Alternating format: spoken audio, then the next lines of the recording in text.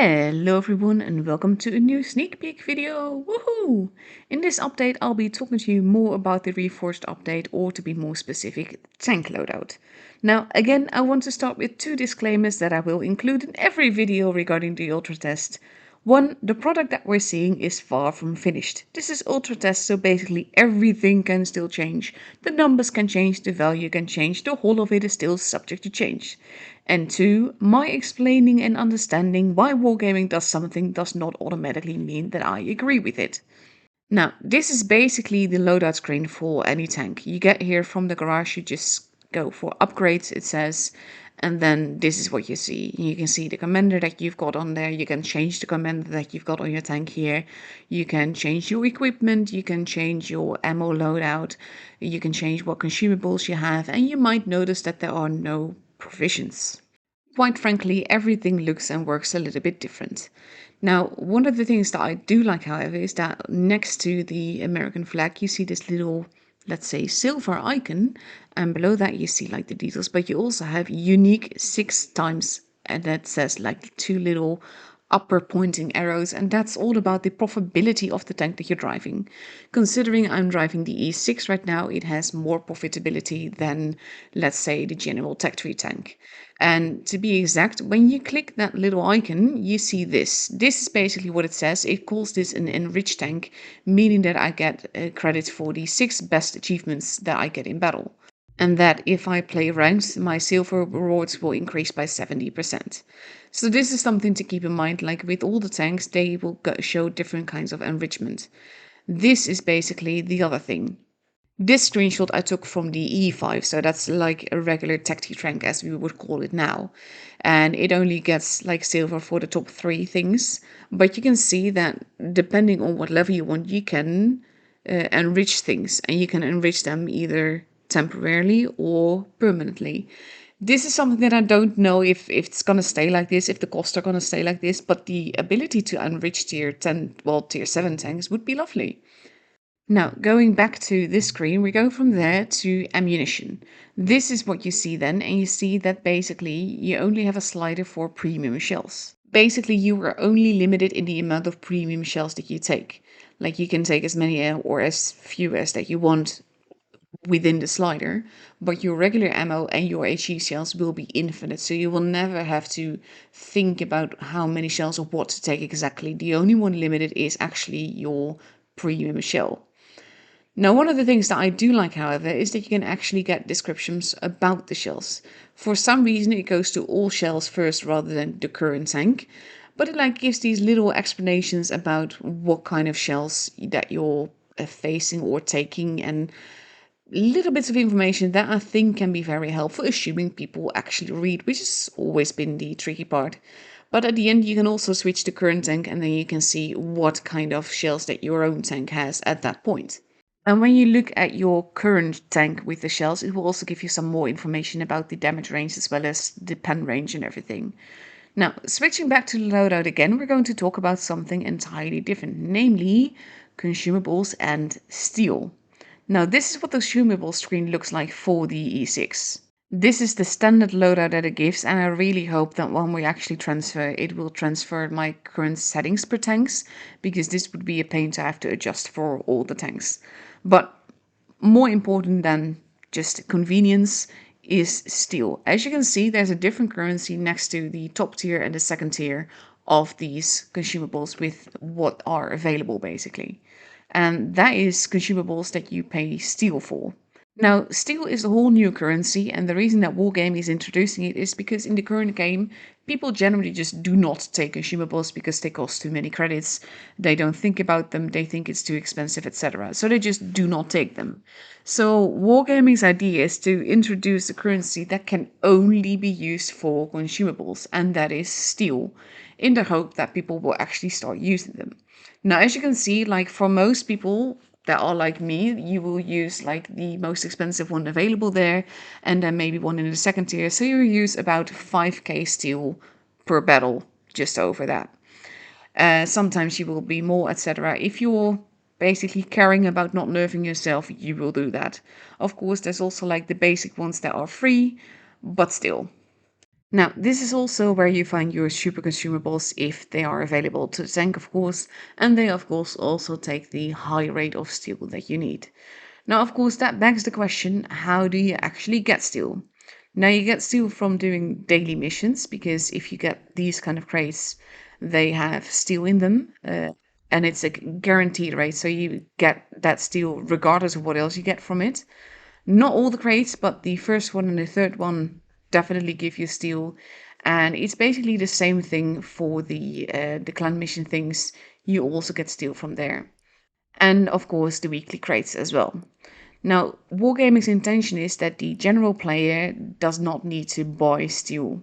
But if we do run out, we can actually buy some in the store. Even though right now, for me, the basically the rate of them, the cost of them in the store is not something that I'm a fan of. So I'm really hoping that these numbers will actually change and that you can get steel more easily if you are like having a good binge in the game and you just need more steel, because you do want to use those consumables, otherwise you'd just be nerfing yourself. So when you actually want to equip a tank, it goes a bit differently. Basically, if you buy a new tank, you get a little trailer like this. And this is one of the few tanks that I didn't already have in my garage, so that's the one that I'm choosing to show it to you. Basically, when you get a new tank, you go to upgrade and you get to the screen that we've seen before. Only now, when you go to the lower right corner, you see a button called Upgrades. Now, with that button, you can upgrade your tank. You can do that in one go for, in this case, 3 million silver. Of course, this differs per tier. It also differs per tier what you unlock. But yes, you can unlock things on your tank, and that is from tank parts. So you no longer have to grind tank parts in order to go get your tank better. You just need to spend silver in order for that to happen. So you can see everything that changes per level, and you see like the little gold flashes that show you which part of the tank will be basically made better in the next level upgrade. It also unlocks equipment, and it does things with your camo value. It makes your consumables better, stuff like that. Like everything changes bit by bit, and it shows you what is changing bit by bit as well. And that's something that I quite like. At the same time, I do very much realize that everything related to this is basically a system that we're used to that is being dumbed down for easier use for players that don't read, don't understand, don't want to understand. And this is just an easier way to do things. Plus, you no longer need XP to actually grind your tank, basically, to upgrade your tank. You only need silver in order to do so. That does mean that silver is becoming a more valuable resource in that way. But yeah, you can use that to upgrade your tanks when you get a new tank in the game.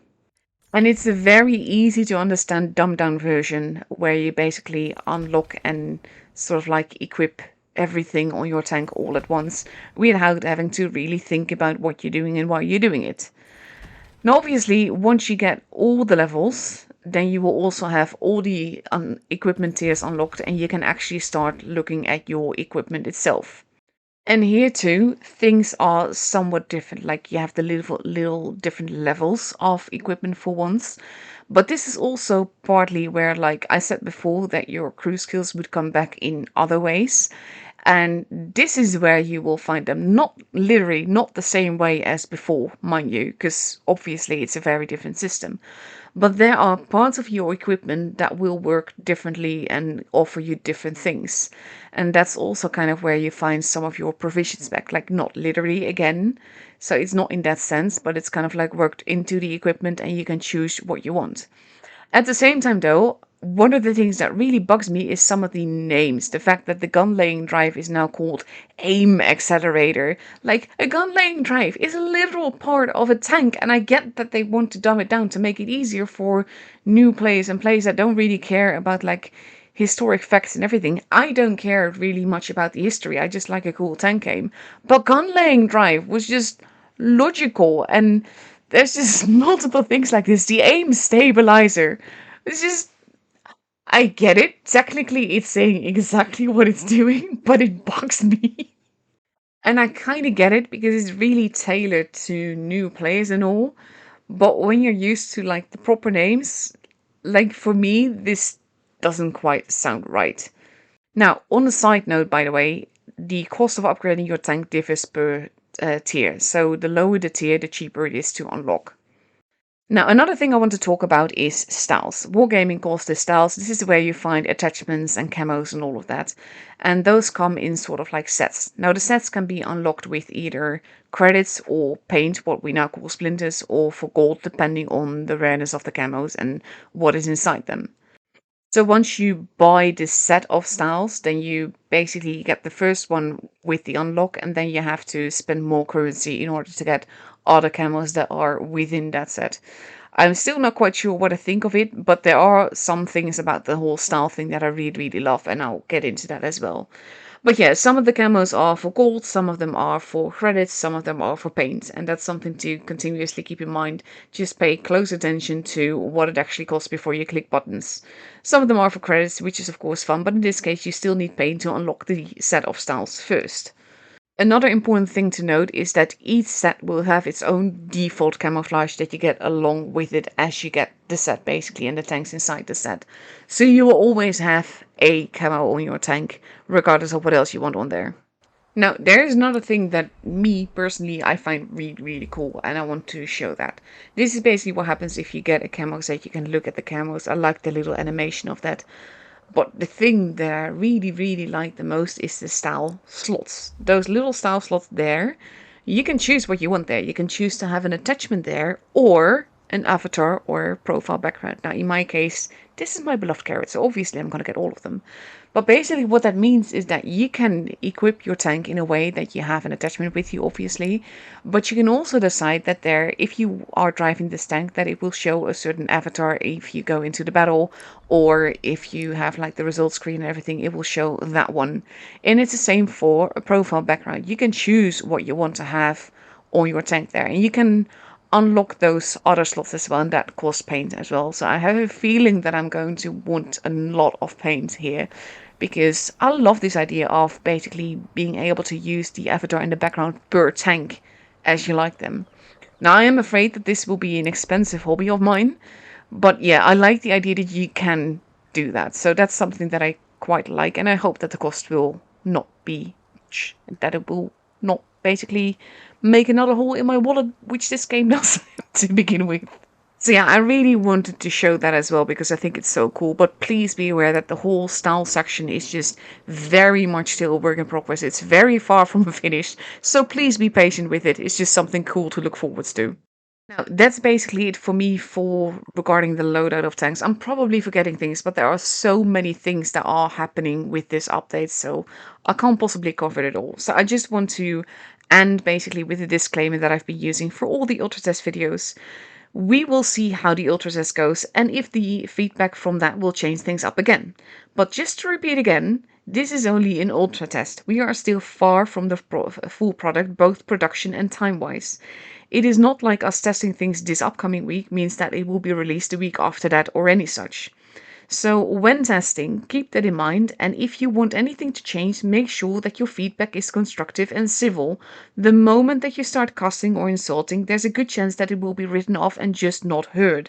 So while all the frustrations and emotions running high are completely understandable, it is in all our best interest that the feedback given to Wargaming, both positive and negative, is constructive and civil. So that's it for me for now. Please keep the above in mind, and we will see what the future brings us together. Bye bye!